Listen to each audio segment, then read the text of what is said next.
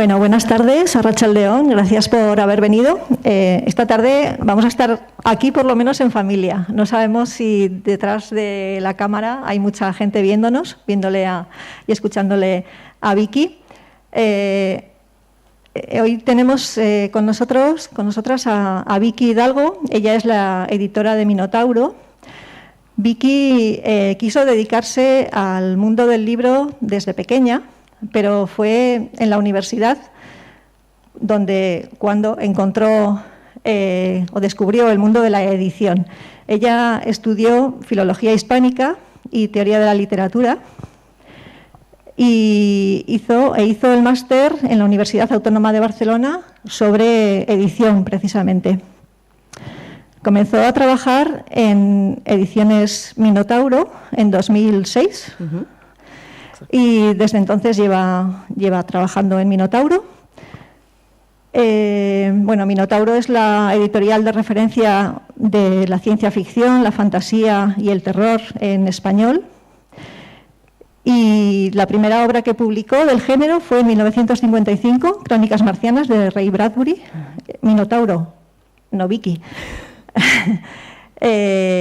Ella ha editado y empezó como becaria y después se dedicó a la edición junior y ahora trabaja en la edición senior.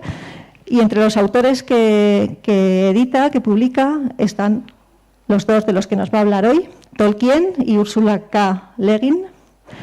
Y simplemente por hacer una pequeña referencia al mundo Tolkien, y ya le doy la palabra,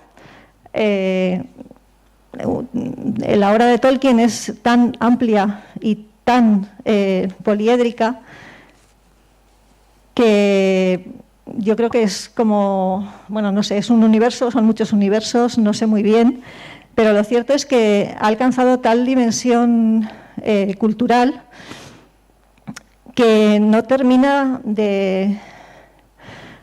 pues que sigue influenciando, da igual a las generaciones, ¿no?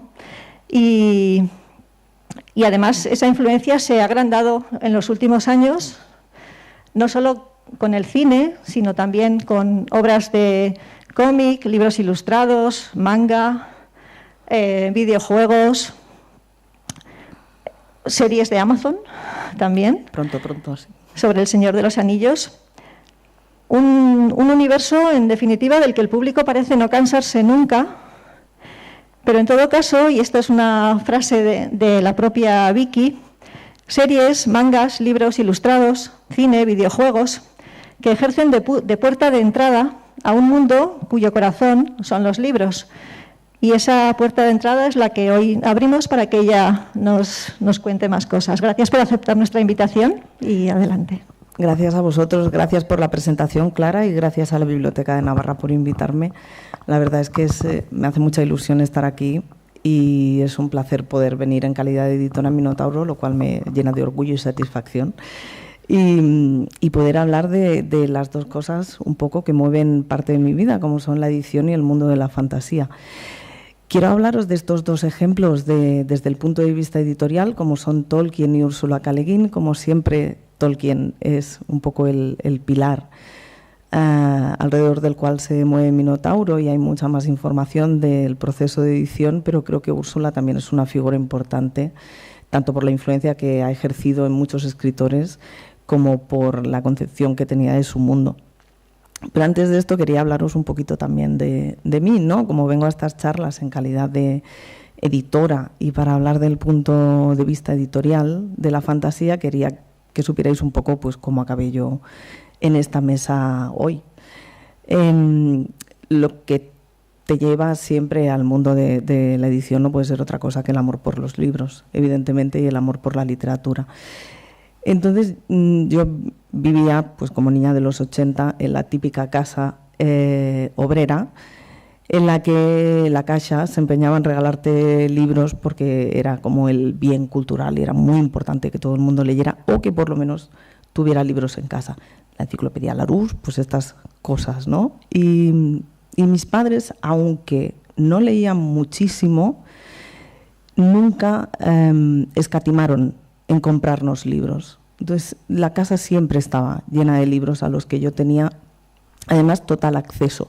Mis padres, por suerte, nunca fueron demasiado vigilantes en este tema, entonces leíamos un poco de todo. Recuerdo que una de las cosas que entró de adolescente pues eran aquellas colecciones de Círculo de Lectores o de Club del Coleccionista, de clásicos, y aquí fue cuando con 13 años descubrí a Edgar Allan Poe. Claro, me pasé pues 2 semanas sin dormir, probablemente, pero de repente se convirtió en uno de mis escritores favoritos y en una de estas puertas.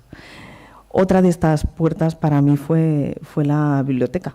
Entonces me he dado antes por aquí una vuelta y ha sido como volver al mundo de mi infancia un poco. Además de que la biblioteca es preciosa, está súper bien aprovechada, tiene un espacio maravilloso y una luz brutal.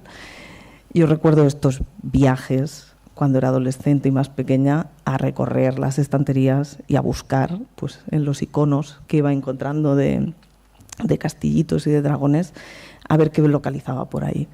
Y en uno de estos viajes encontré el libro que para mí se convirtió en mi paso de la lectura de infancia a la literatura adulta.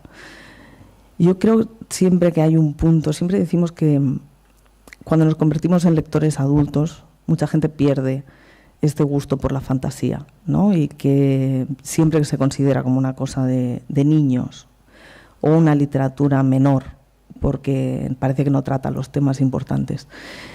Yo creo que si evidentemente es una entrada a la lectura cuando eres pequeño, si hay un libro que te sirve de puente, probablemente seguirás leyendo fantasía cuando seas adulto. Este libro puede ser Harry Potter, puede ser Laura Gallego. En mi caso fue La historia interminable. Yo recuerdo que para mí fue la primera lectura adulta. Tuve que pedir 3 prórrogas en la biblioteca para poder acabar La historia interminable, porque se me hacía un viaje duro de alguna manera, ¿no? Me estaba explicando cosas que yo apenas empezaba a entender sobre la ambición, sobre el viaje de un niño hasta convertirse en adulto, sobre las malas decisiones, sobre dónde te lleva la avaricia. Entonces recuerdo este viaje como transformador. Y yo creo que este libro fue para mí lo que me abrió la puerta luego a Narnia, a la Tierra Media, a empezar a buscar fantasía por todos lados, porque era un poco lo que me emocionaba de alguna manera, ¿no? Y me generaba curiosidad. Todos estos seres extraños, elfos, gnomos, hobbits, a mí me parecían interesantísimos. Claro, yo viendo un poco hacia atrás, pues los niños de los 80 al final pues teníamos una familia, en mi caso, por ejemplo, un padre que venía de la fábrica, una madre que cosía en casa. Éramos un poco una novela realista de Juan Marsé, ¿no? Que me encanta Juan Marsé, pero creo que por eso en parte nos atraen estas otras historias que nos han ido contando y que son tan de nuestra época. Star Wars, Los Goonies, La princesa prometida, toda esta literatura fantástica encapsulada en películas que de alguna manera ha formado parte de nuestra educación sentimental. Yo creo que es lo que ha hecho que la generación de los 80 esté transformando ahora mismo la literatura.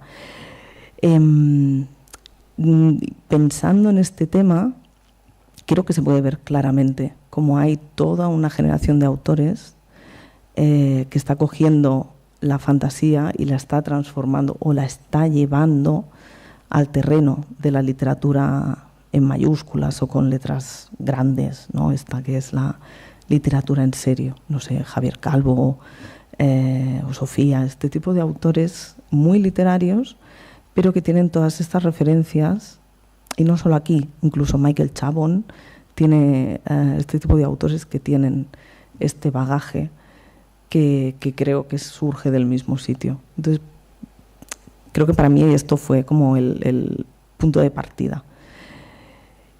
Cuando era adolescente, un poco mayor, creo que fueron 20, 21, lo llamo como el verano de la ciencia ficción, porque fue cuando entré en el género de la ciencia ficción. Aquí sí que me tuvieron que llevar de la mano, y tenía una amiga mayor que yo, que un día me habló de una novela que hablaba sobre un futuro cercano en el que los bomberos, en vez de apagar fuegos, quemaban libros. Y claro, a mí aquello me pareció brutal, ¿no? Un punto de partida, ya solo la idea era revolucionaria, era reveladora, era además, con el amor que le tienes a los libros en ese momento, era como algo que me llamaba muchísimo la atención.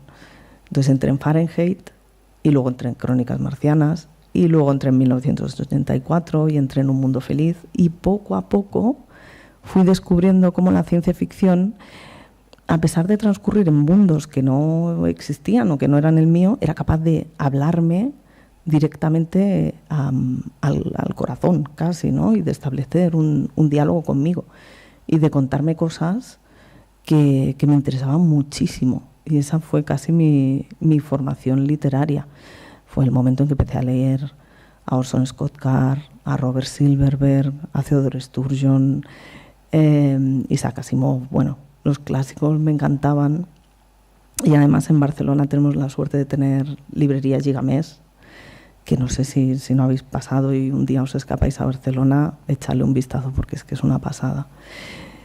Y tenían segunda mano. Y yo me plantaba allí y me compraba quizá 10, 12 libros, me iba a casa y era mi manera de empezar a descubrir autores. Y aquí yo creo que empezó también un poco esta cosa por la clasificación, por conocer las editoriales, que al final te acaba llevando a descubrir el mundo editorial. Y luego, poco a poco, como decía Clara, que en el instituto yo me encontré el discurso que imagino que se ha encontrado todo el mundo, ¿no? Pues esto que lees, pues yo estaba leyendo Dragonlance, estaba leyendo cosas que eran juveniles, que, bueno, esto que lees pues es un poco una tontería, pues no te va a servir de mucho, y luego ¿qué vas a hacer? Y este discurso en la universidad cambió, de alguna manera. Y cambió en parte gracias a una persona, que la vais a conocer la semana que viene si venís. Yo os recomiendo muchísimo que no os la perdáis, que es David Roas, que fue profesor mío en la Autónoma, en teoría literaria. Entonces con David había una asignatura que se llamaba narratología, que en ese momento no me podía sonar más marciana, ni podía, bueno, pues apetecerte lo mismo que te apetecía latín, ¿no? Era un poco esta cosa tan estructurada de analizar los tópicos literarios. Pero David nos hizo un dossier de ejemplos para explicarnos toda la teoría narratológica, donde estaban Henry Kantner, o Poe, o Lovecraft, o Shirley Jackson. Entonces aquello fue brutal, descubrir que en la universidad había un profesor que había llegado a hacer de la temática fantástica materia, y con el tiempo además el departamento ha ido creciendo y ahora hay un departamento de estudios de lo fantástico que están haciendo cosas chulísimas. Pero en ese momento fue como un poco abrirme la mente en el sentido de, bueno, pues igual esto que yo estoy leyendo y que mucha gente califica de tontería o de que no tiene rango de serio, que no merece la pena, quizás sí tenga valor.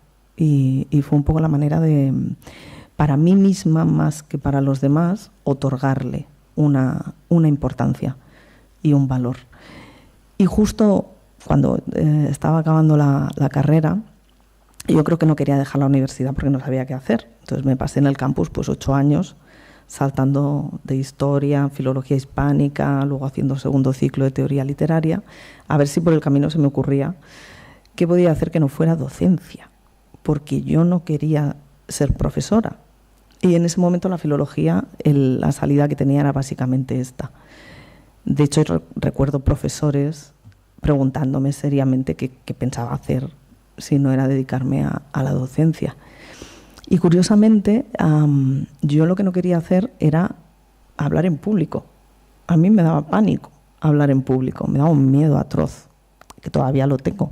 Pero bueno, el caso es que al final la vida pues te va poniendo en situaciones, y hoy mi zona de confort pues está por ahí fuera bajo la lluvia, no la tengo ni a la vista. Entonces la alternativa que se me presentó en creo que el penúltimo año de carrera fue gracias a un profesor que se le ocurrió hacer una asignatura de libre elección de aquellas que estaban escondidas sobre el mundo editorial.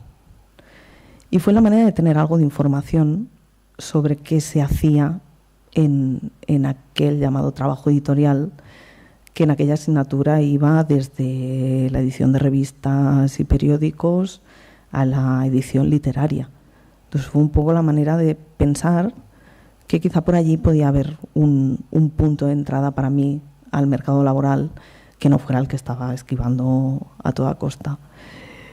Y a partir de ahí fue cuando entré en el máster, hice el máster de la Autónoma y quiso la casualidad y lo friki que soy otra vez, que fueran mis gustos literarios lo que me llevara a Minotauro.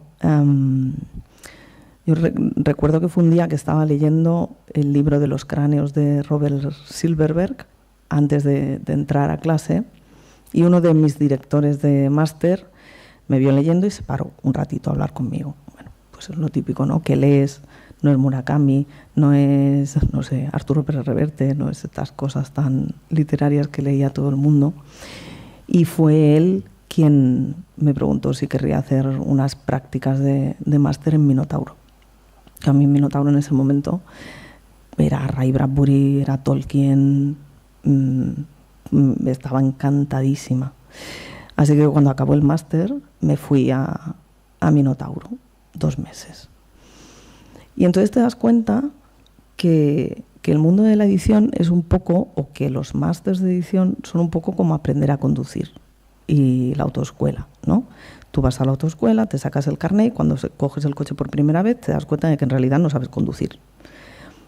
Sabes la teoría y sabes cómo funcionan las marchas, y luego lo otro pues es todo un mundo que vas cogiendo con la práctica. Pues me pasó un poco lo mismo. En el máster pues te enseñan un poco las herramientas básicas, te enseñan de qué va todo esto, y luego llegas a una editorial y de repente te das cuenta de que no tienes ni idea de cómo funciona aquello o de qué hace un editor exactamente. Mis padres todavía creen que me paso el día traduciendo y mis amigos todavía creen que me paso el día leyendo.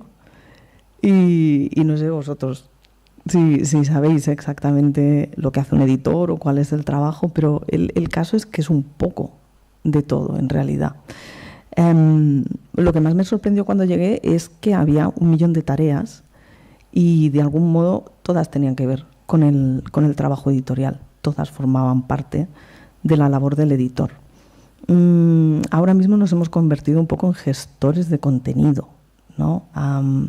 También cuando la gente te pregunta ¿cómo va el trabajo? Muy estresado, estamos a tope, es que no paramos, vamos corriendo todo el día. Y a veces me doy cuenta de que lo que hago en realidad, si alguien me viera de fuera, es estar sentada en mi mesa respondiendo emails. Porque ya ha llegado un punto que ya ni faxes, ni teléfono, vemos una prueba de vez en cuando, pero todo se ha convertido en un trabajo tan digital que está casi centralizado. Entonces es como curioso tener esta sensación de velocidad relativa sin estar moviéndote en realidad de la silla. Pero al final creo que lo que hacemos un poco es ser un lector experto. Yo pienso muchas veces en nosotros como el típico amigo recomendador que tenemos todos cuando somos críos, que lee un montón, que se informa de todo, que sabe lo que va a salir o lo que están publicando fuera, que ahora es mucho más fácil que antes, claro, y que te conoce tan bien que cuando te recomienda un libro siempre acierta, ¿no? Tiene en cuenta tus gustos, tiene en cuenta tu trayectoria, si te gustó aquello, pues te gustará esto. Y al final un editor es un poco esto. Nos dedicamos a descubrir textos, las herramientas han cambiado un poco, pero al final pues son tener recepción de manuscritos, es mucho parte de lo que hacemos, analizar, leer manuscritos y hablar con gente de fuera, agentes que en ferias te presentan sus novedades.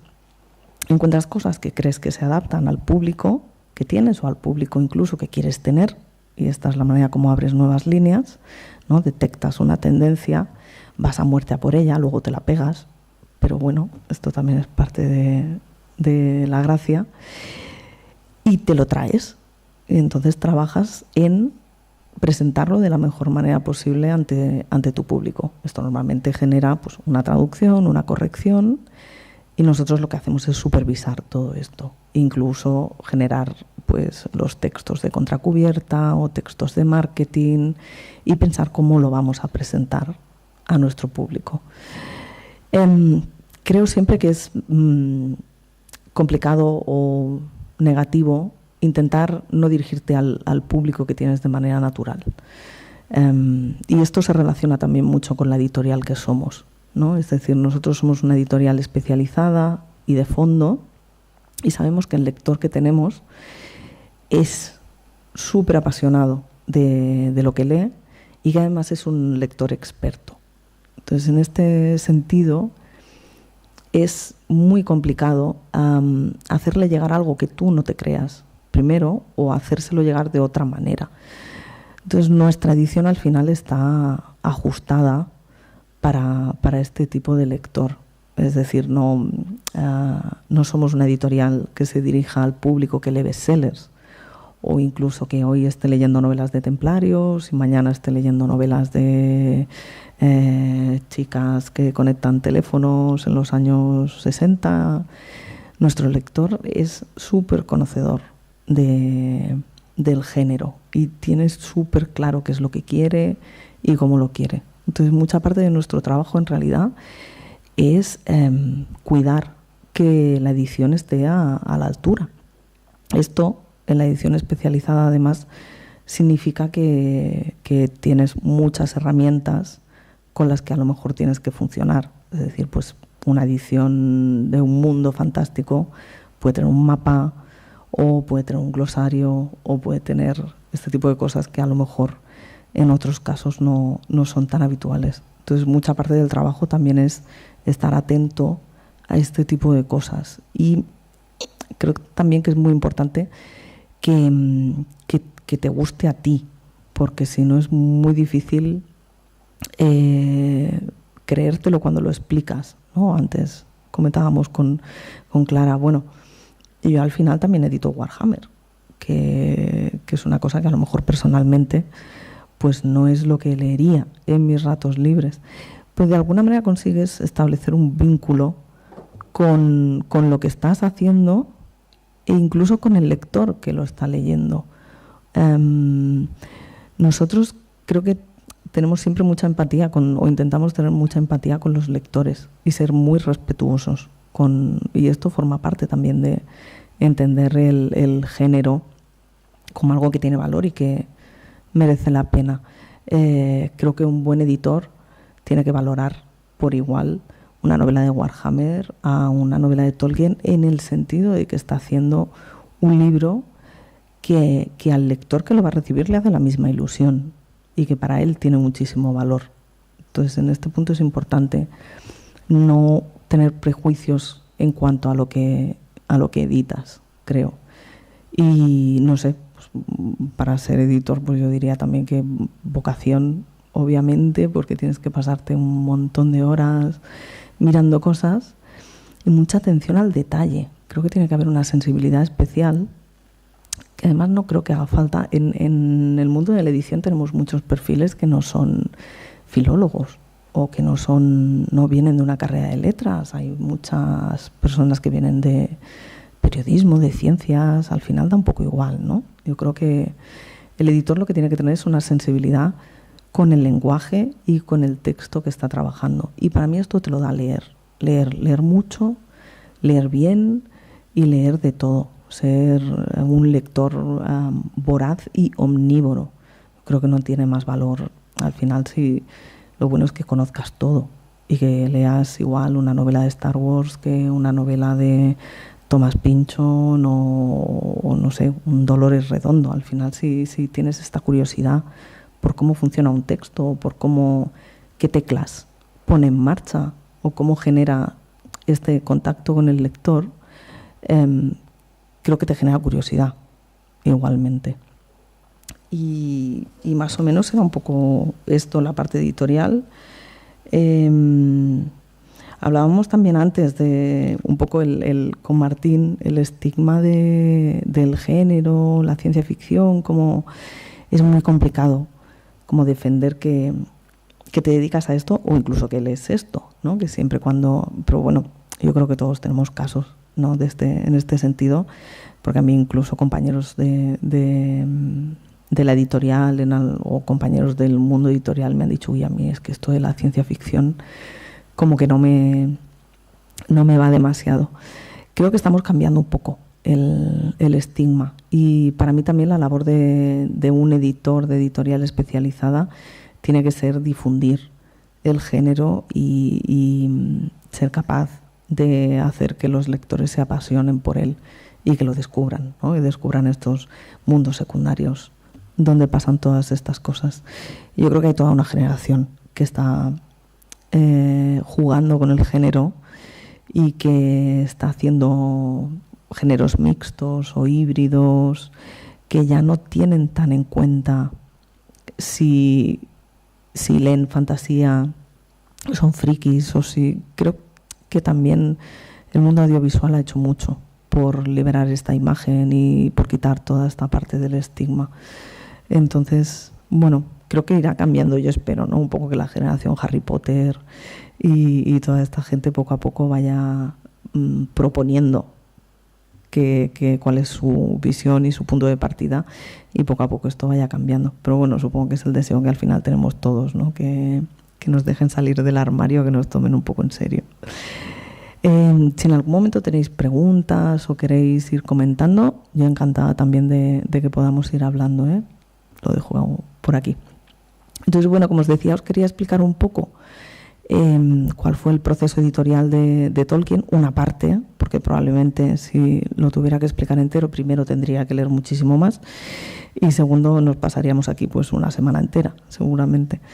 Entonces, bueno, un poco porque me parecía curioso cómo se había desarrollado todo desde el punto de vista editorial y porque es una historia divertida y muestra mucho también cómo era Tolkien y cómo son los editores, de alguna manera, y esta relación amor-odio que tuvieron durante toda la vida.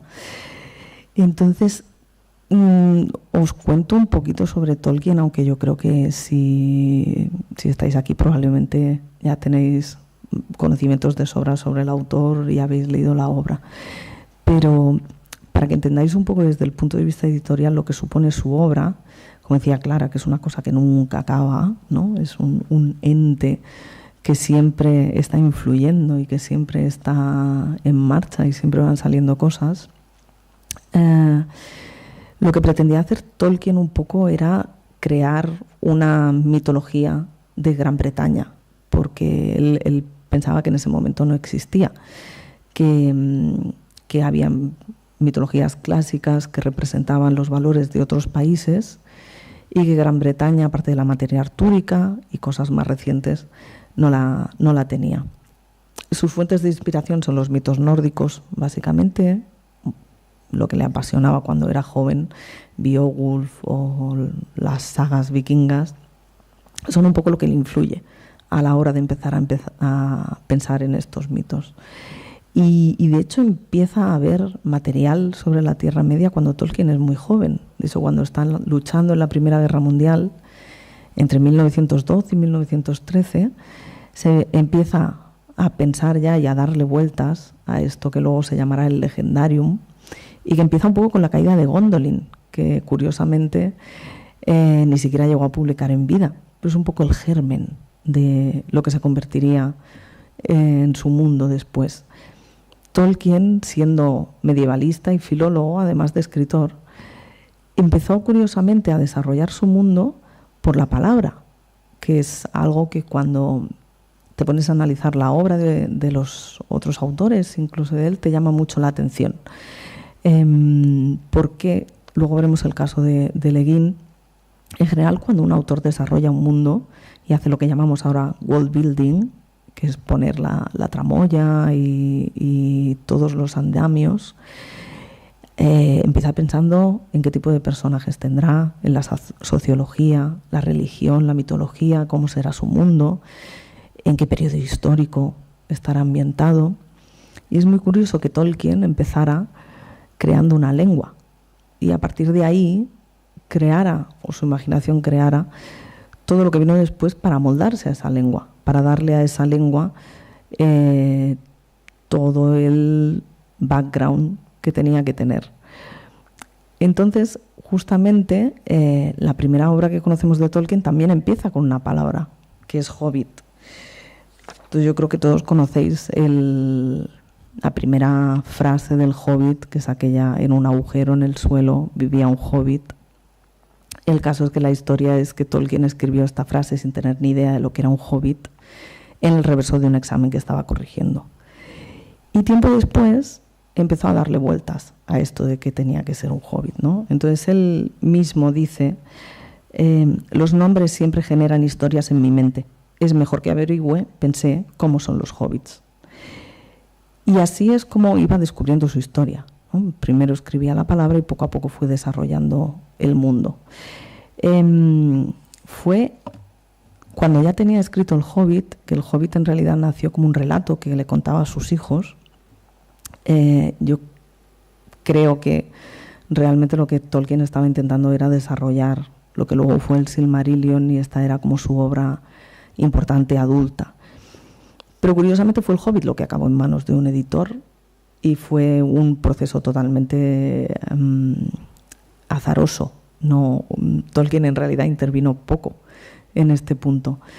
Tolkien prestó uno de sus manuscritos del Hobbit, una copia que había hecho mecanografiada, a una de las mujeres de su congregación que estaba enferma, para que se entretuviera. Entonces aquí ya tenéis también un poco la idea de el espacio que tenía Tolkien en su mente para el Hobbit, ¿no?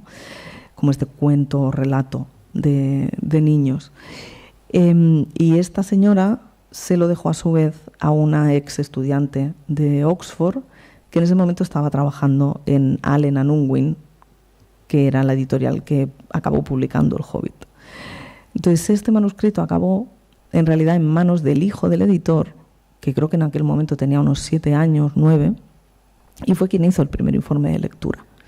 Y dijo que le parecía bien, que era una cosa buena para niños, creo que de 9 a 12 años o algo así, y que recomendaba su publicación. Y fue así como nació la publicación del Hobbit. Al editor esto le pareció que podía ser interesante, y fue en ese momento cuando lo publicaron, como una historia para niños. Tolkien no se esperaba para nada el éxito inmediato que tuvo el Hobbit. Creo que probablemente quedó bastante patidifuso ante la venta a lenguas internacionales, las traducciones, y creo también que seguramente esto le daba bastante paz espiritual, porque Tolkien siempre tuvo esta lucha con no poder mantener a su familia, trabajar muchísimas horas siendo profesor, dando clases extras, y de hecho muchas veces escribía en estos ratos libres que le quedaban entre la vida familiar y la vida laboral, o por las noches. Christopher contaba hace muy poquito, hay un vídeo además precioso y la historia es muy bonita, que habían hecho una exposición sobre unos murales en una catedral de París, creo que fue, Francia seguro, y Christopher contaba cómo cuando iba al despacho de su padre siempre lo encontraba trabajando, ¿no? Y que en uno de estos murales, de estos dibujos, ilustraciones de Tolkien, pues cayó una lágrima porque él pensaba que su padre no estaba enfadado, no recuerdo muy bien qué, y Tolkien siguió dibujando. Entonces, claro, yo creo que estaba inmerso siempre en este mundo secundario suyo. Después del Hobbit, el editor, evidentemente, enseguida le pidió una segunda parte, que es lo que hacemos los editores, ¿no? Pues esto ha funcionado, pues ¿por qué no me haces otro igual, que venda lo mismo? A ver si puede ser. Y en ese momento fue cuando Tolkien intentó venderle la historia de las joyas y los anillos, como él lo llamaba, que luego fue el Silmarillion. Y aquí la historia de alguna manera se vuelve un poco triste, aunque luego evidentemente los editores rectificaron el tiro, porque el editor pensó que aquello iba a ser muy complicado de editar y que lo más sensato era volver a el mundo del Hobbit. Así que Tolkien volvió a aparcar su Silmarillion y se puso a escribir una secuela para el Hobbit. Y lo que pasó fue que las historias se mezclaron, porque en la mente de Tolkien al final todo era lo mismo y todo sucedía en su Tierra Media. Conforme fue desarrollando El Señor de los Anillos, iba creciendo también el Silmarillion, y los hilos se iban mezclando. Entonces aquí el proceso editorial es cuando se convierte en algo fascinante, porque El Señor de los Anillos y el desarrollo del Señor de los Anillos acabó afectando al Hobbit una vez ya escrito. En El Señor de los Anillos la figura de Gollum, tal como la conocemos, está ya muy perfilada, ¿no? Gollum había sido un hobbit que se encontró con el anillo, no sabemos si por azar o por, ¿no? Gandalf siempre dice que hay un plan para el papel de Gollum. El caso es que se convirtió en un ser dominado por el anillo, absolutamente a su merced. Y esto en el Hobbit no era así. En el Hobbit Gollum le acaba casi regalando el anillo a Bilbo, que es una cosa que ahora nos parece inimaginable, imposible que se desprendiera de él con gusto, casi, o voluntariamente. Entonces Tolkien, cuando estaba acabando de desarrollar El Señor de los Anillos, volvió al Hobbit para hacer cambios en la segunda edición. Y es entonces cuando generó la historia que todos conocemos, en la que Gollum ha perdido el anillo, Bilbo lo encuentra por casualidad en la cueva y hacen el juego de las adivinanzas por el que Bilbo gana el anillo y evidentemente tiene que huir porque Gollum no se lo quiere dar, además, porque bueno, si algo es Gollum pues es tramposo y ladino. Entonces, por una parte empezó a afectar al Hobbit. Os contaré también un poco de cómo llegó el Hobbit luego a España, pero os adelanto ya que la primera edición del Hobbit no se ha publicado nunca en español. O sea, no existe una traducción donde veamos esta primera figura de Gollum tal como era, porque se tradujo siempre a partir de la segunda edición. Lo que acabó pasando con El Señor de los Anillos es que tuvo 14 años de proceso editorial.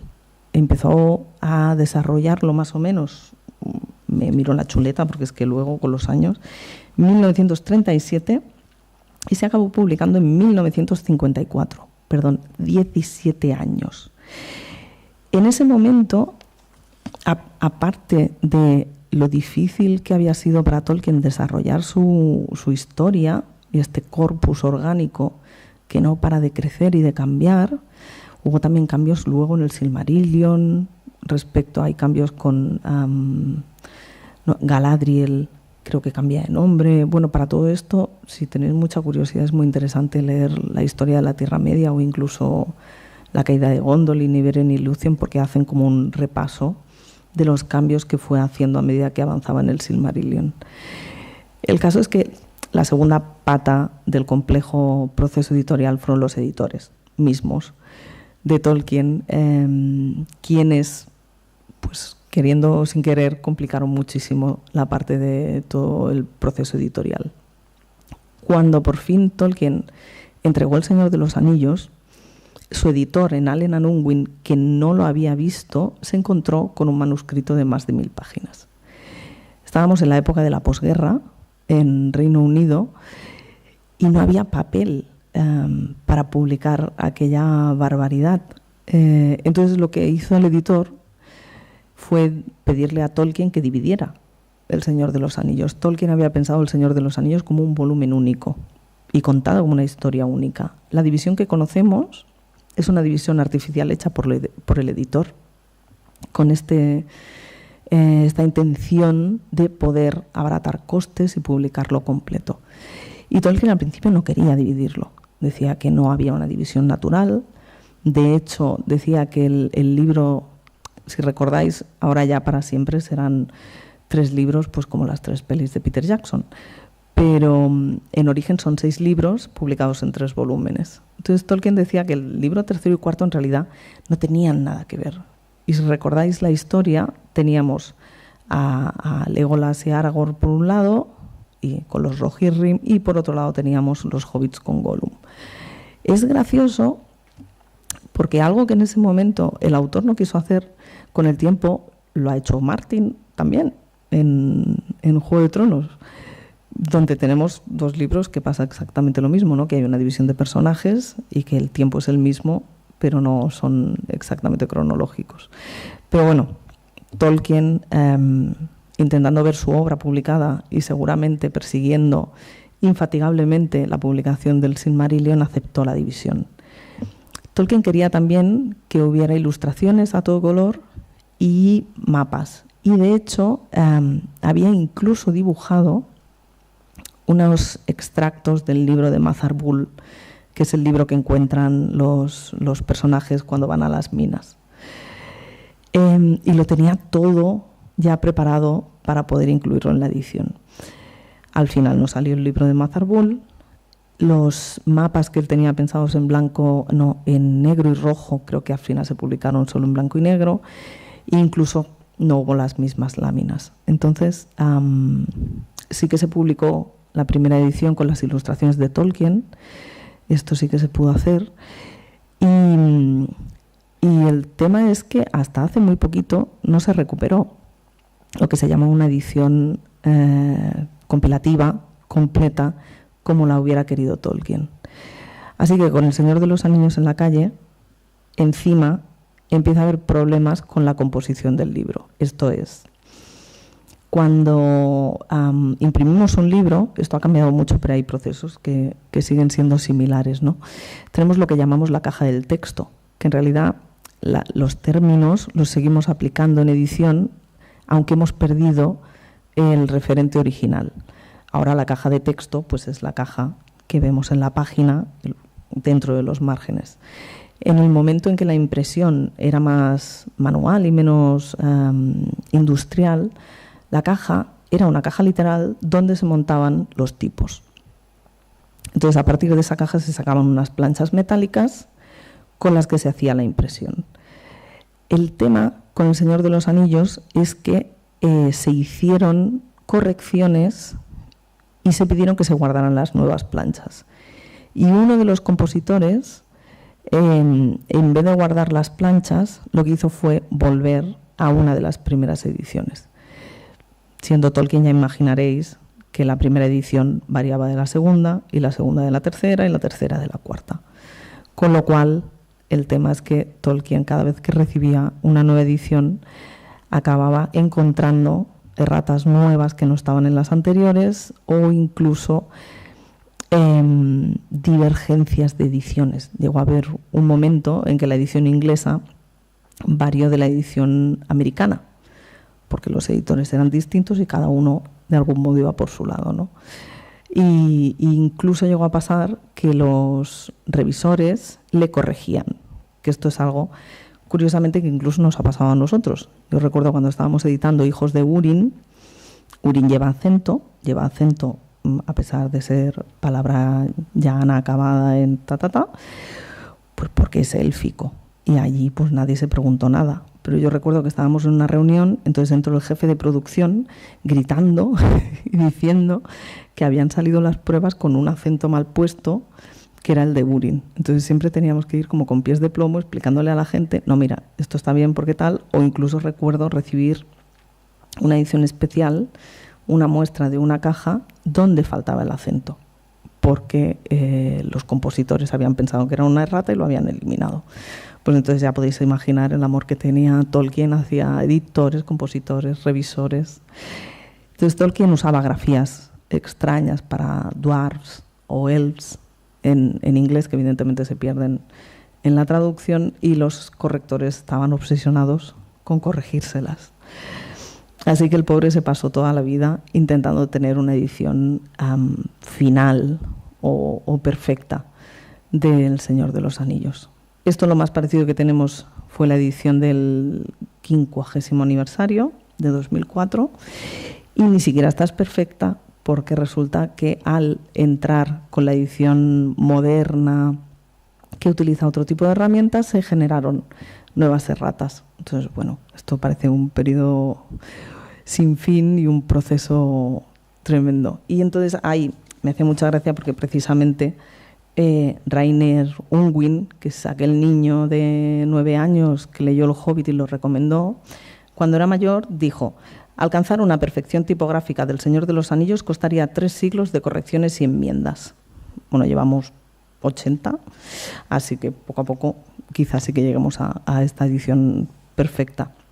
Entonces quería contar también un poco qué fue lo que pasó aquí porque hay un par de curiosidades sobre cómo se editó la obra en español, ¿no? Porque la primera edición es argentina. Aquí lo primero que llegó no fue Minotauro, aunque la gente siempre relaciona Señor de los Anillos y el Hobbit y Tolkien con Minotauro. Curiosamente, la primera edición, que creo que era del año 64, la editó una editorial argentina que se llamaba Fabril y se llamó El Lobito. Hicieron una traducción del nombre. Si sois muy fans y muy seguro que os la habéis encontrado, porque ellos lo incluyeron en una colección que tenían de literatura infantil, y entonces la colección era toda amarilla. Llama mucho la atención la ilustración, porque además aparece Frodo con Gandalf, porque claro, Gandalf es un señor que lleva bastón, tacones y un sombrero, pero que no es un sombrero de mago, que es un sombrero que está cortado. Entonces, bueno, allí ellos dedujeron que los personajes pues eran de esta manera. Entonces esta edición tenía curiosidades, por ejemplo, como el texto de contracubierta, donde dice: el señor Bilbo Baggins es un obito, especie de gnomo y de elfo. Y aquí Tolkien, que pobrecito todavía estaba vivo, yo creo que cuando recibió esta copia le debieron entrar todos los males. Esta primera traducción empezó a cambiar términos, curiosamente, y tenía cambios, por ejemplo, como troll fue traducido por enano, goblin fue traducido por duende y dwarf fue traducido por gnomo, que además presentaba una dificultad extra en el Legendarium de Tolkien, porque él en el Silmarillion había usado gnomos como otro nombre para los altos elfos. Entonces, aparte de que tenía dos razas que no podían ser más distintas en su mundo, pues bueno, si tenéis curiosidad, un material muy bueno para aprender mucho de todos estos procesos son las cartas. Y entonces en ese momento hay una carta de Tolkien en la que recomienda, por favor, que dejen de usar gnomo y que traduzcan. Además, Tolkien pues sabía un poco de español, un poco de casi todo. Y bueno, curiosamente esta edición no tuvo el éxito que se esperaba, y a pesar de que la editorial tenía todos los derechos, no llegó a publicar El Señor de los Anillos. Así que si encontráis un ejemplar de Lobito en un mercado de viejo, que probablemente no, porque están cotizadísimos, no dudéis en comprarlo, porque es una rareza. Además, una edición muy cortita, que creo que no sé ni si llegó a España, y es un objeto de coleccionista que va buscadísimo. El caso es que Porrúa, que como no sé si sabréis es el fundador de Minotauro, se interesó por los derechos unos años después. Porrúa era gallego, pero emigró muy joven a Argentina, y fue en Argentina, como decía Clara, en 1955, cuando fundó Ediciones Minotauro y empezó con nada más y nada menos que las Crónicas Marcianas, con prólogo de Borges, que no es para tomárselo a broma. A Porrúa le extrañaba mucho que en 1971 no hubiera habido noticia de una traducción del Señor de los Anillos, y es entonces cuando preguntó.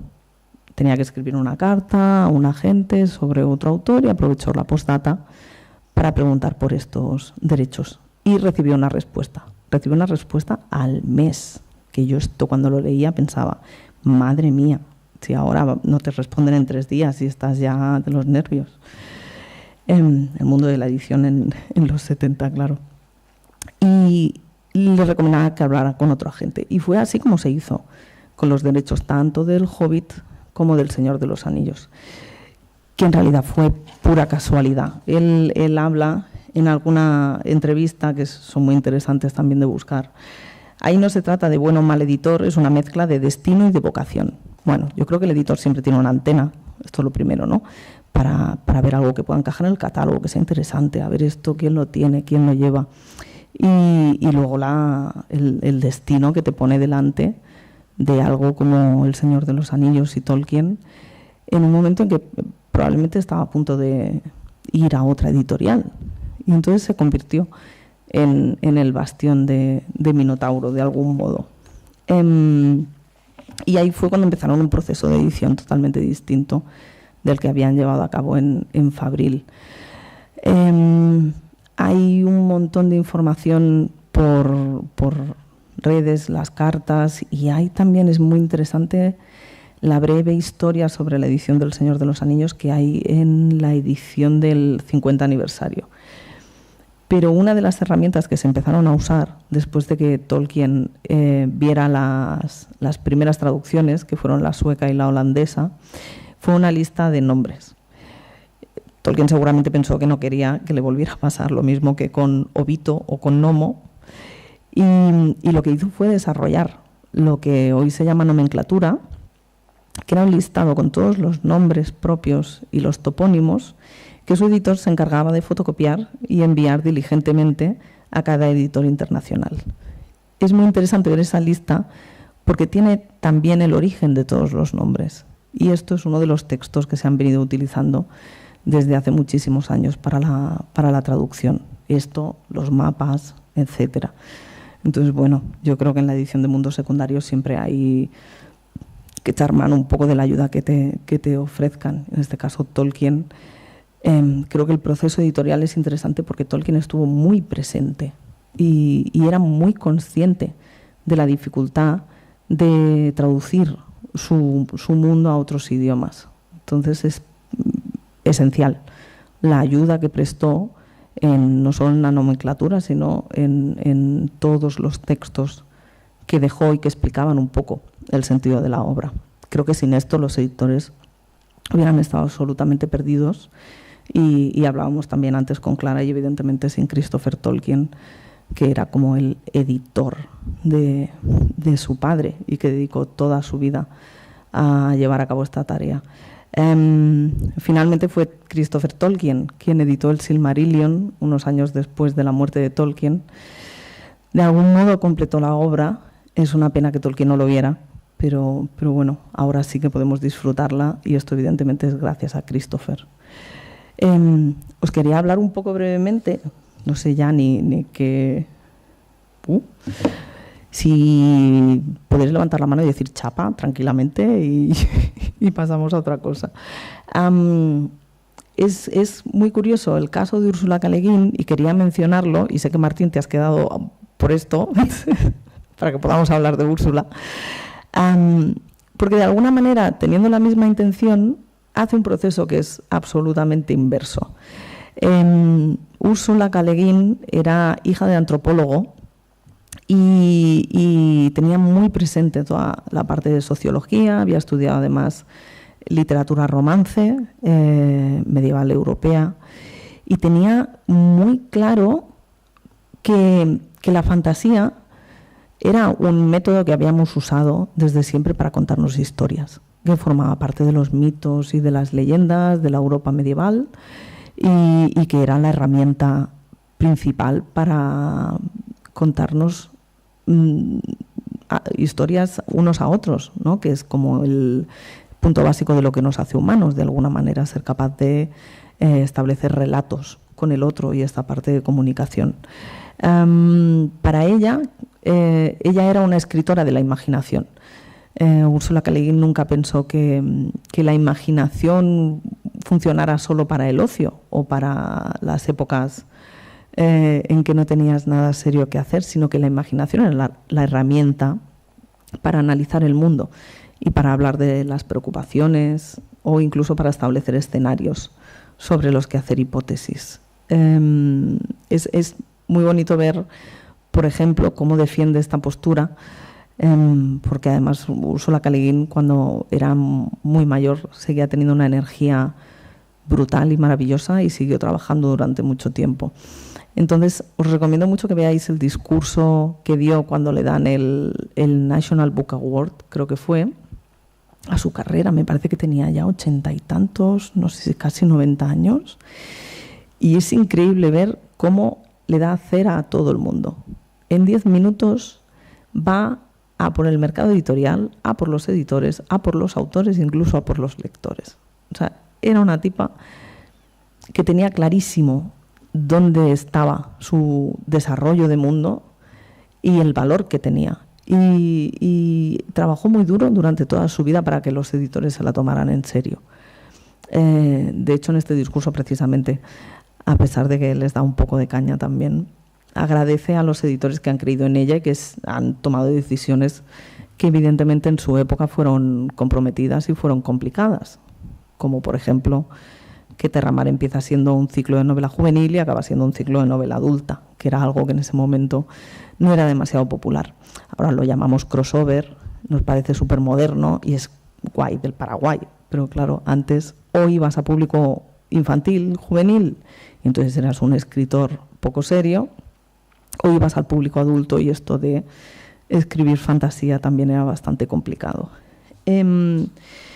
Entonces Úrsula genera como estos dos mundos, que son el Ecumen y Terramar, donde inserta la mayor parte de su obra y que le sirven para hablar en realidad de lo que le interesa del ser humano, que es la parte sociológica, religiosa, espiritual, mitológica, de género, la ecología, trata todos los temas que hoy nos parecen importantes y que seguramente pensamos, o mucha gente piensa, que se tienen que tratar desde el ensayo, desde la no ficción, y te los plantea en un mundo que es absolutamente fantástico, que tiene dragones, que tiene magia y que tiene un sentido propio.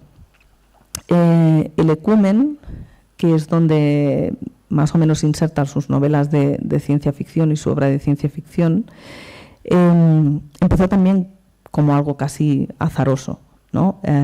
Escribe las 3 primeras obras y en ellas va desarrollando esta teoría o historia, que es el hilo que une todo el Ecumen, pero no la acaba de ver hasta que no va pasando el tiempo, ¿no? Ella desarrolla las novelas como unidades cerradas, pero cada una va tomando su espacio en el Ecumen. Entonces, en el Ecumen hay una confederación de planetas que al principio vemos que está unida, poco a poco hay una amenaza alienígena que se nos va contando en otros libros y al final vuelve a existir una confederación en forma del Ecumen. En el Ecumen, por ejemplo, habla de la ecología en El nombre del mundo es bosque, habla del rol de género en La mano izquierda de la oscuridad o habla de la construcción de un mundo puramente anarquista en Los desposeídos, que son temas que no son ligeros, precisamente, y lo hace con una elegancia, con una soltura y con un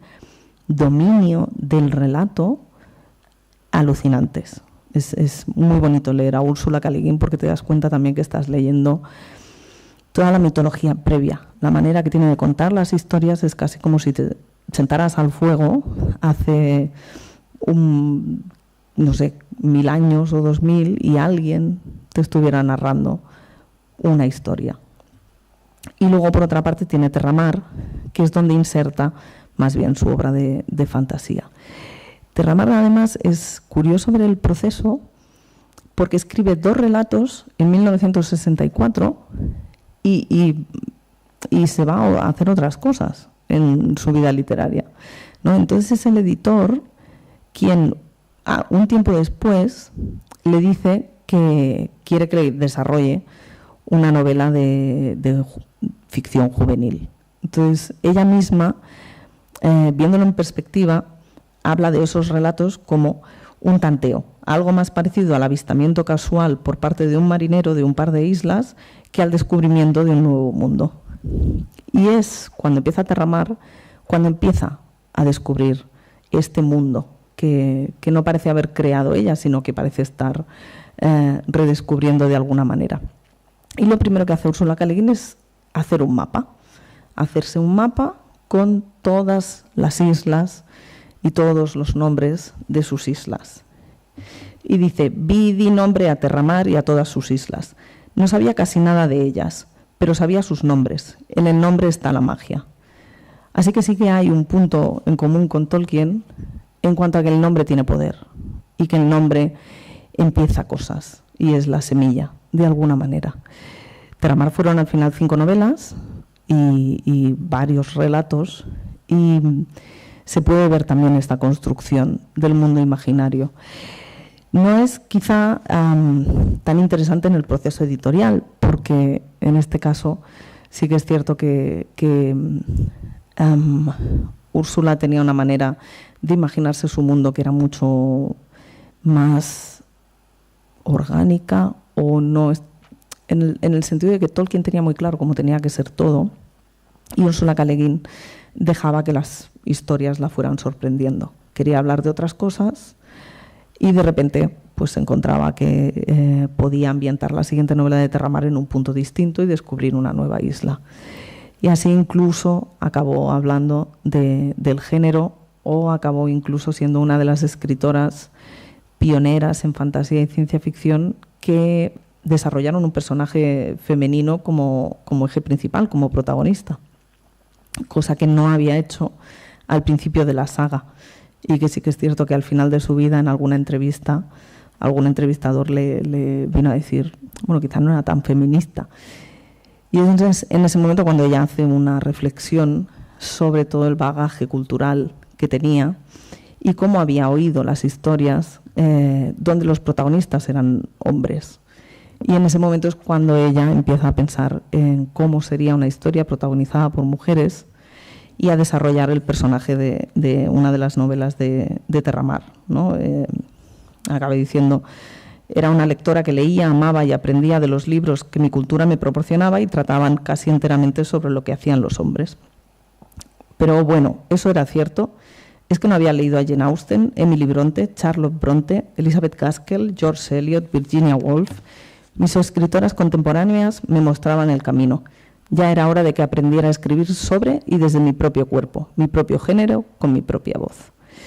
Y nada, si queréis saber más de Úrsula, tenéis también, que lo grabaron yo creo que hace un par de años, hay un documental de Arwen Curry que se llama Los mundos de Úrsula K. Le Guin, que yo todavía no he visto, pero que tiene una pinta espectacular porque la acompaña durante un periodo al final de su vida, y hay un montón de entrevistas y de metraje. ¿Lo has visto, Martín? Oh, yo tengo muchas ganas. Tiene pinta de ser un documento muy emocional y muy chulo. Entonces, nada, al final, pues desde el punto de vista editorial, poco más puedo decir, aparte de que participar en los procesos y con este tipo de autores es casi como un regalo. La verdad es que yo, cuando estás inmersa en la vorágine, a veces se te olvida un poco el regalo que tienes, ¿no? Cuando te gusta tanto lo que haces, porque siempre hay cosas que a lo mejor no te gustan tanto, porque siempre hay números que hacer y facturas que perseguir. Pero es cuando sales y vienes a este tipo de sitios y hablas con la gente y les cuentas lo que haces, cuando te das cuenta de lo absolutamente alucinante que es y de la suerte que tienes. Entonces, pues nada, pues muchas gracias por invitarme y por permitirme daros la chapa esta de una hora sobre Tolkien, Úrsula K. Le Guin y el mundo de la edición. Si tenéis preguntas, comentarios, si tenéis apreciaciones sobre Tolkien, pues seguramente habrá datos que no estén bien. Estaría encantada de que comentarais o lo que queráis.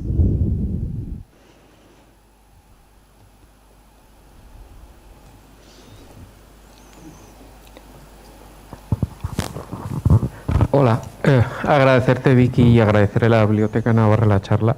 A ti. Nos ha hecho cortísima y anda que no has roto tu zona de confort por varios ángulos seguro. Voy a dormir como una niña esta noche, ya te lo digo. Has mencionado, una perspectiva también desde el ámbito del lector. O sea, yo creo que de las primeras editoriales de las que tuve conciencia de que era una editorial, porque constantemente lo veía puesto en todos los libros que yo solía leer, era Minotauro. O sea que también ha tenido un poco una influencia en el consumidor, en ese sentido, ¿no? Como una referencia que hemos seguido mucho desde el consumo. Mencionas precisamente en tu charla las cartas del profesor Tolkien y mencionas también la historia de la Tierra Media. Ahora que, como bien ha dicho antes también Clara, pues hay una revitalización del universo Tolkien con el 30 aniversario de las películas, con nuevas series que se están lanzando con unos presupuestos brutales que quieren desbancar pues a otras series que se han hecho muy populares. ¿Tenéis previsto la reedición de alguna de estos dos títulos o alguna otra alrededor? Gracias primero por venir, por asistir y por la pregunta. Sí, la respuesta corta es sí. La respuesta larga es que durante mucho tiempo no han estado disponibles ni las cartas ni Historia de la Tierra Media. Hay evidentemente dificultades editoriales en cuanto a las recuperaciones de Tolkien, y creo que mucho tiempo hemos estado muy centrados en Señor de los Anillos, Hobbit y la parte como más pública o más conocida. Creo que empezamos a hacer un plan de recuperaciones pues este año pasado y el anterior. Es verdad que no vamos muy rápido porque muchas veces tenemos, por ejemplo, dificultades con los materiales, que parece una tontería, pero claro, pues hace 15 años estaba utilizando todavía el fotolito, o había quarks, o había un tipo de documentos que a veces generaban una dificultad extra poder rescatar, y que te pide un tiempo que a veces no tienes.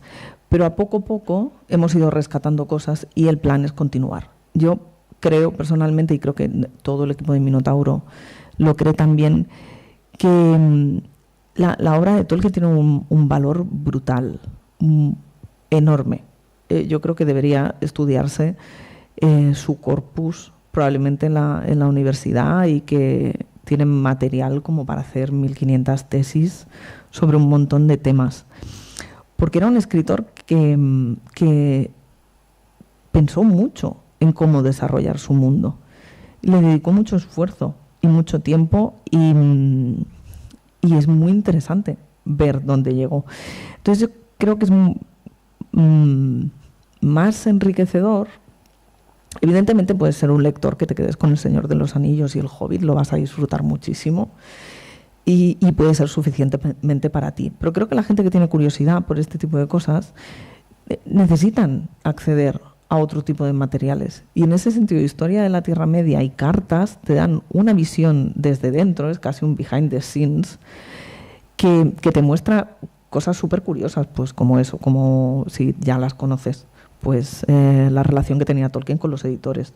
O Tolkien era un tipo que se carteaba con sus lectores, se preocupaba de contestar. Luego, evidentemente, pues sus obligaciones a veces no se lo permitían, pero era el tipo que, si podía, contestaba a la señora Mary Ellen de 3 calles más allá, y al pequeño Timmy de Oxfordshire. Le dedicaba mucho tiempo a este tipo de cosas. Entonces, para tener el retrato completo, es muy interesante todo este tipo de material. Y Historia de la Tierra Media, para conocer toda la concepción, es un material imprescindible. Entonces, sí, poco a poco, no tenemos todavía fecha, porque es verdad que lleva su tiempecito, pero la intención es poco a poco ir recuperando todos estos materiales. 2021 es precipitado entonces como posibilidad. 2021-2022. Esperamos poder empezar con cositas en el 21. Creo que podremos, pero 2022 seguro.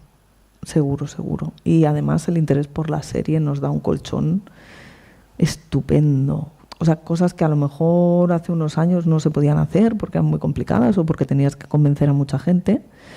Ahora es el momento.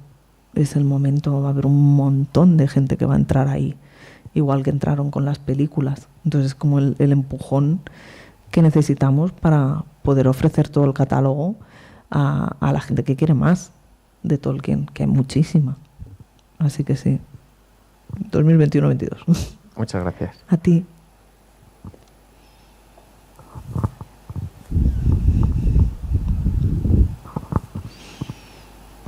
Hola.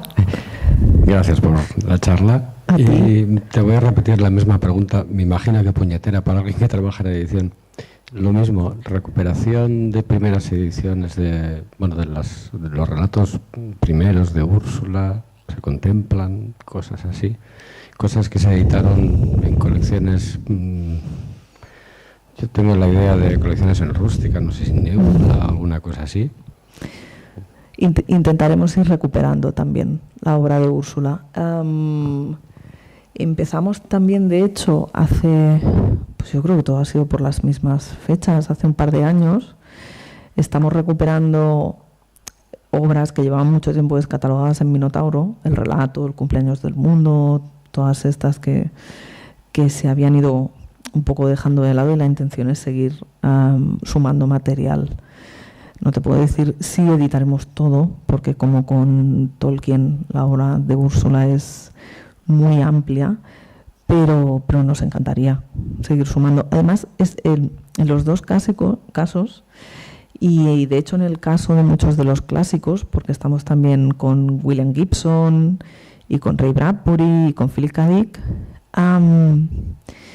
vemos cómo hay una respuesta de los lectores, que era una cosa en la que a lo mejor no se confiaba tanto hace un tiempo. La gente no solo está apoyando la edición de los títulos súper conocidos de Philip K. Dick o de Bradbury o de Ursula K. Le Guin, está apoyando la edición de todo el fondo, y esto es muy importante para poder llevarlo a cabo. Entonces, ver que conseguimos el respaldo de los lectores con Ray Bradbury, estamos haciendo una biblioteca de autor, no sé decir ahora cuántos llevamos, probablemente 12, 15. La idea es hacer los 28 o 29 que teníamos en Minotauro.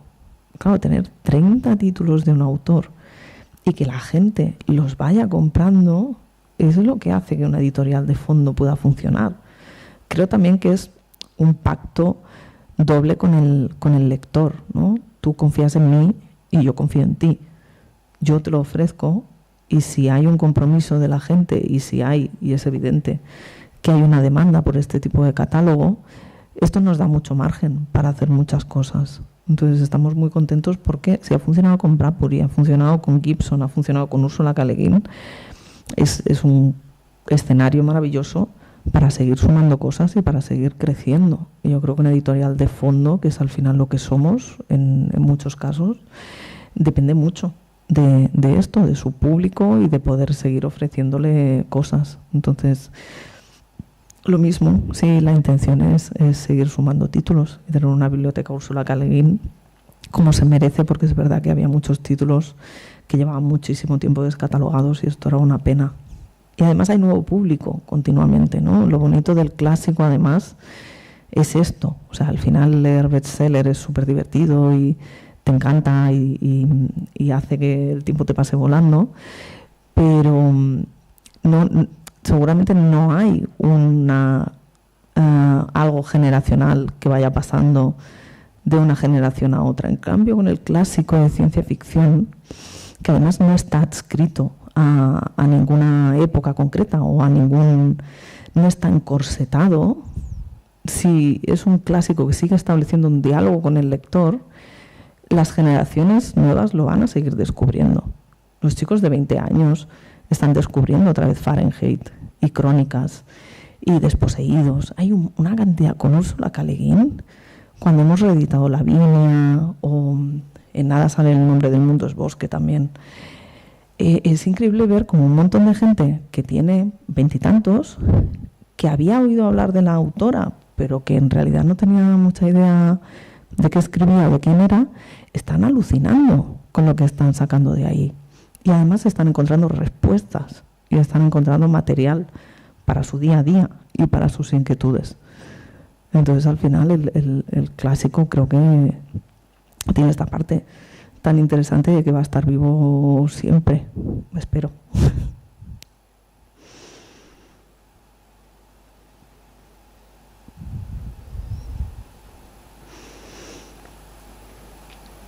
No preguntan, yo aprovecho. Mencionabas antes el papel importante de la relación con un público experto o con un lector conocedor de la obra, ¿no? Y hasta cierto punto exigente.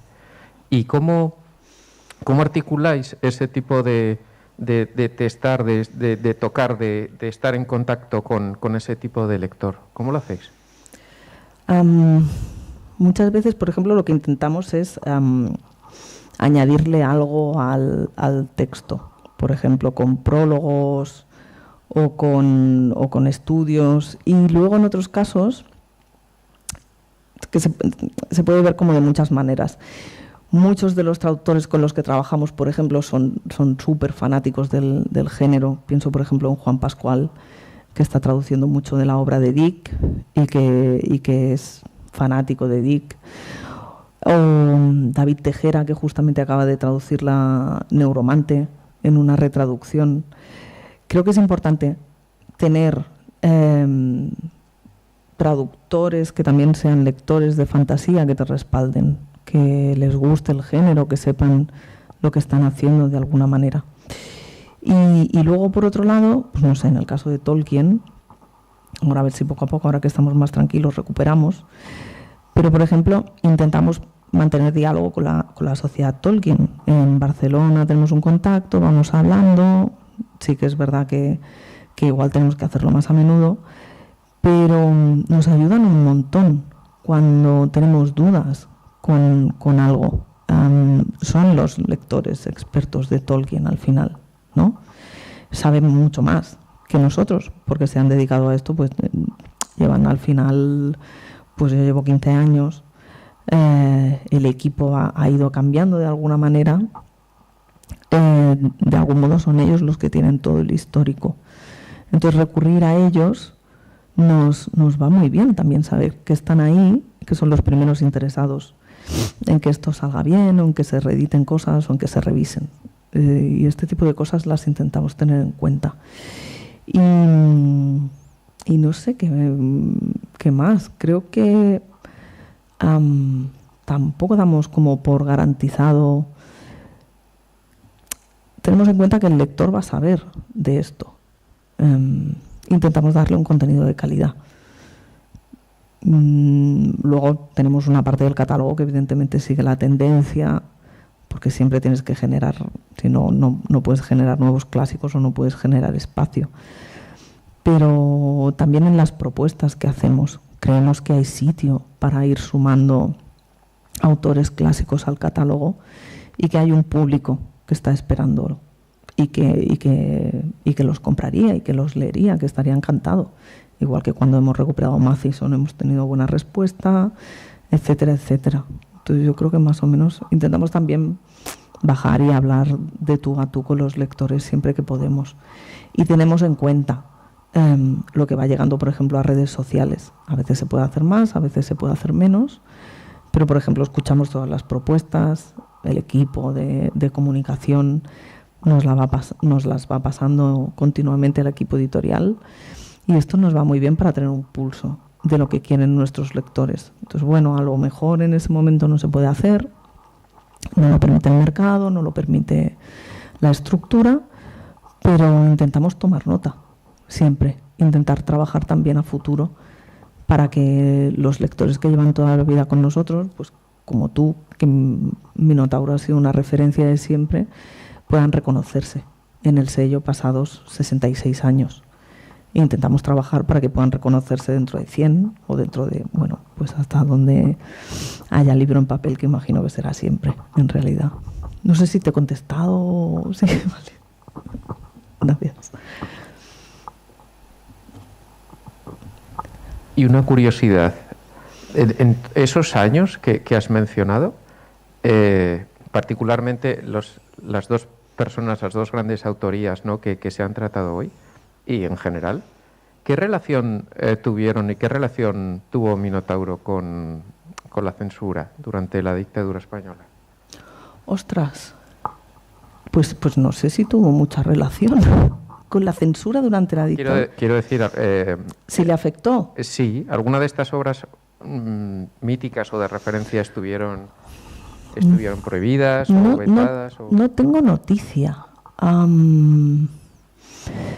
Creo que no, o no tengo conocimiento de que tuvieran problema al editar nada. Sí es cierto que cuando se estaba editando en los 50, 60, 70, Minotauro estaba en Argentina, no estaba en España.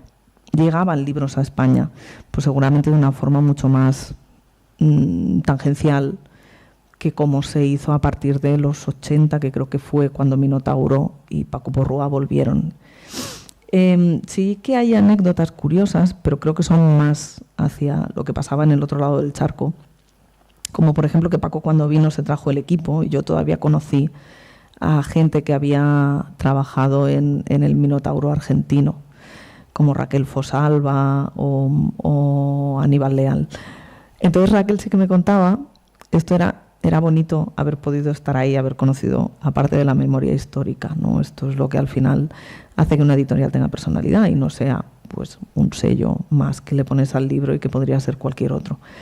Raquel Fosalva me contaba que Paco Porrúa tenía muchos seudónimos cuando traducía, pero una barbaridad. Como sabéis, pues creo que Manuel Figueroa también, Ricardo Gossein, bueno, muchísimos. Y entonces en unos créditos yo encontré, creo que era algo así como un Torres Moll o algo así. Y le pregunté, digo, pero esto es un traductor, es Porrúa. Dice, mira, esto lo ponemos, creo que era cuando no habían localizado la traducción o era un traductor X y era un chico, un rojo que había muerto durante la dictadura franquista, asesinado por el gobierno dictatorial. Entonces, bueno, sí que había esta conciencia política de alguna manera, ¿no? Tenían muy claro de dónde venían, habían tenido que irse de Argentina o de Uruguay, muchos de ellos, y esto de alguna manera sí que está todavía en las páginas, forma parte del histórico. Pero no, yo creo que con la censura española seguramente no tuvieron, pues ya volvieron en los 80, entonces creo que no, quizá algo no llegaría, porque no sería... También creo que al estar en el límite, no sé cuánto caso se le debía hacer a la ciencia ficción y a la fantasía. Quizá pasaba más desapercibida, ¿no? Y era el realismo lo que siempre se relacionaba con la denuncia social. Y a lo mejor estaban leyendo pues Fahrenheit mismamente, es una novela muy política y muy crítica con los gobiernos. Y a lo mejor a nadie le importaba, porque como era un bombero que quemaba libros y lo perseguía un perro mecánico, pues pasaba totalmente desapercibida. Pero no tengo ni idea. Si algún día lo encuentro, rebuscando los papeles de Minotauro, ya os contaré. Y creo que había una pregunta también por el fondo de la sala, ¿verdad? Gracias.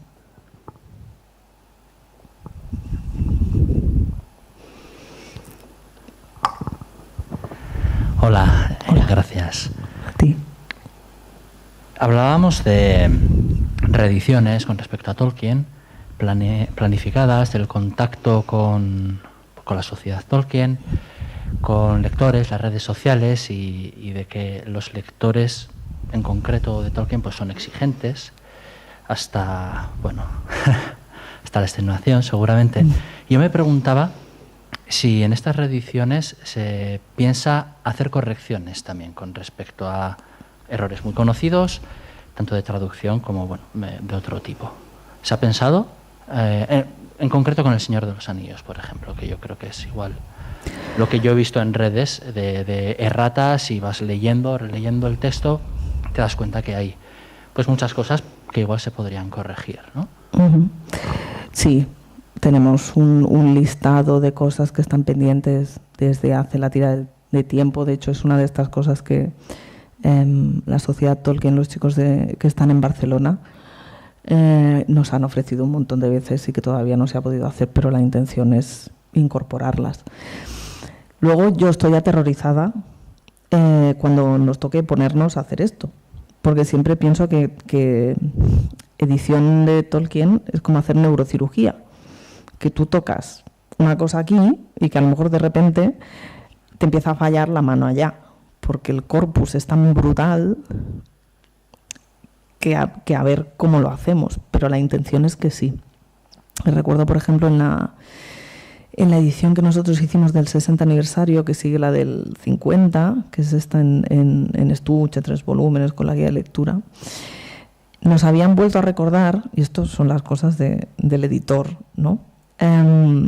Creo que fue Eduardo Segura, que nos dijo: Vicky, mirad el poema porque sigue estando mal traducido. El famoso poema que está puesto como no es oro todo lo que reluce, y que tendría que ser no todo el oro reluce, que es que luego vas y lo lees y habla de Aragorn y no tiene ningún sentido. Y esta fue una de esas cosas que tenía apuntadas y se me olvidó incorporar. Entonces, son espinitas que vas llevando y que yo creo que nos las podremos ir quitando. Es evidentemente una pena que errores de este calibre no se hayan corregido hasta ahora.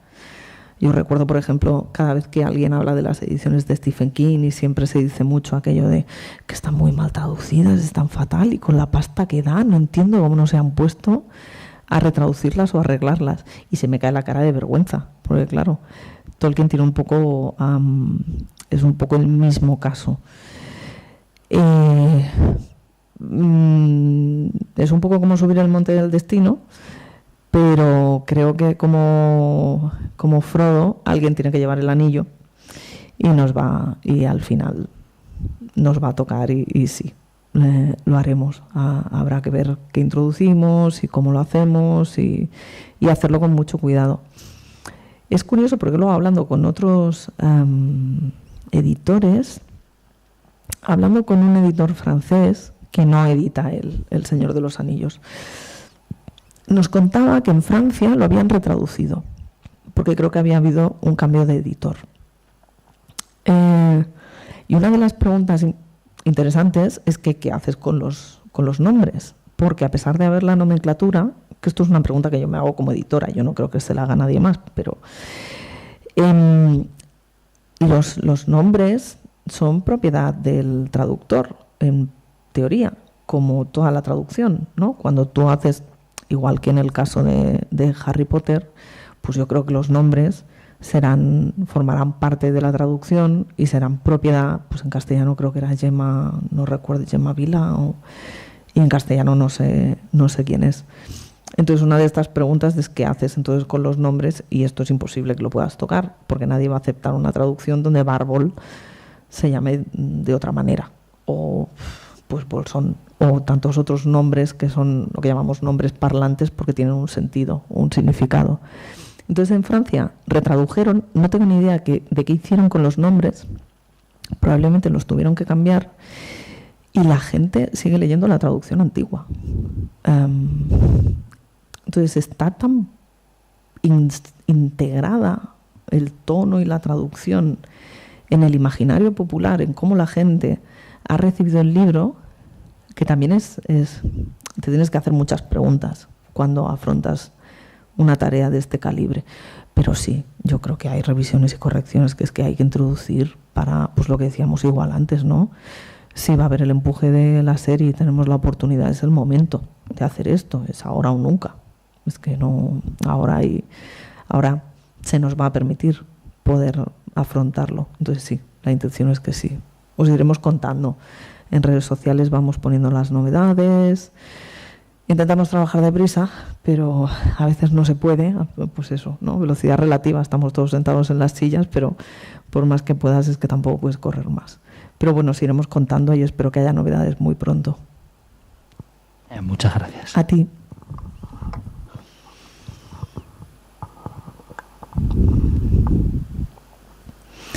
Pues nada, yo creo que os he dado la chapa un buen rato, que yo de hecho pensaba esto igual, te pones de los nervios y en 20 minutos les has hecho el resumen y ya no tienes nada que decir.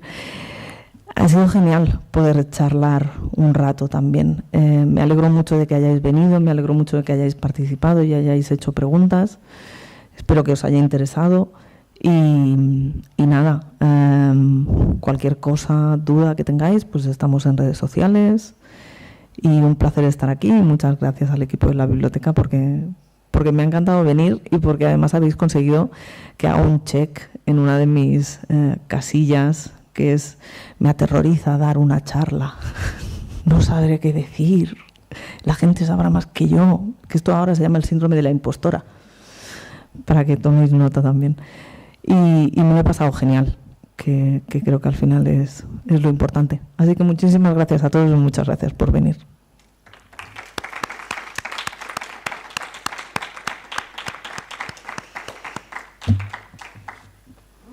Gracias. Pues nada, qué pena que no haya bares, ¿no? Para seguir y...